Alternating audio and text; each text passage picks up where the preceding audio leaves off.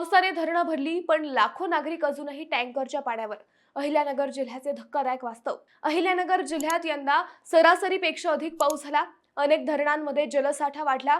काही धरणे भरलीही, तरीही जिल्ह्यातील पाणी टंचाईचे संकट पूर्णपणे संपलेले नाही. सध्या तब्बल 2,31,953 नागरिक अजूनही 115 टँकरच्या पाण्यावर अवलंबून आहेत.